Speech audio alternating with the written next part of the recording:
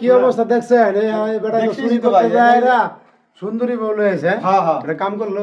ঘটনা কি করছে? ঘটনা কি ভাই? ঘটনা হয়েছে আমরা চুরি করে আইসে মানে এই লোক চুরি করতে যায় বিয়ে করছে নাকি? বিয়া করছে যে মিয়াটা ও, মানে আপনাদের এখানে ভাড়া থাকে? ভাড়া থাকে। আচ্ছা, ঘটনা কি ভাই একটু বলেন তোমাদের। কি হয়েছিল ভাই? বিয়ের আগে চলছিলাম। হাই হাই, কি কন? হ্যাঁ ভাই, সব সময় চুরি করতেন? করতাম, বিয়ের আগে করতাম। আচ্ছা আচ্ছা। ওগো বাসায় যখন চুরি করতে গেছি, আচ্ছা। গেট ভাঙা ঢোকার পরে শ্বশুর শাশুড়ি যারা হ্যাঁ হ্যাঁ, এক রুম থেকে বের হওয়ার পরে, মানে আপনার বর্তমান শ্বশুর শাশুড়ি যারা? কাজ ছেড়ে বের হওয়ার পর রুমের গেট খোলা ছিল। হ্যাঁ ওই যখন ঢুকছি লাইটও জ্বালানো, হ্যাঁ। ওই যখন ওরা আমি দেখছি ভাই কি চুরি করবো, আমি ওরা দেখে এমনি পাগল হয়ে গেছি। এই দেখে পাগল হয়ে গেছে, মাথা মাথা খারাপ হয়ে গেছে। আর ভাই পছন্দ হয়ে গেছে? পছন্দ হয়ে গেছে। আর যখন ঢুকছি একটু আওয়াজ হয়েছে না, হুম আওয়াজে ওর ঘুম ভেঙে গেছে, ও চিল্লাইতো। হুম। তবে আমি ওর মুখ ধরে মানে আওয়াজটা থামাইছি। আচ্ছা। তো তারপর ওই জায়গায় কথাবার্তা হয়েছে।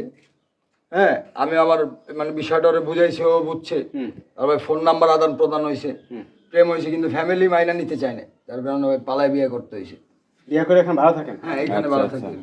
আচ্ছা আপু, এই যে আপনি তো জানতেন যে সে চোর, আপনাদের রুমে চুরি করতে গেছে বা চুরি করে মাল টাল নিচ্ছে, আপনি চিৎকার না দিয়ে লোকজনকে না ধরাই দিয়া আপনি এই যে তারে বিয়ে করলেন কেন?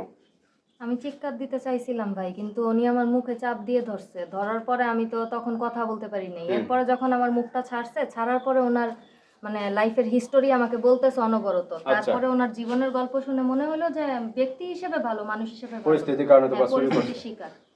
এরপর ফোন নম্বর দিচ্ছেন?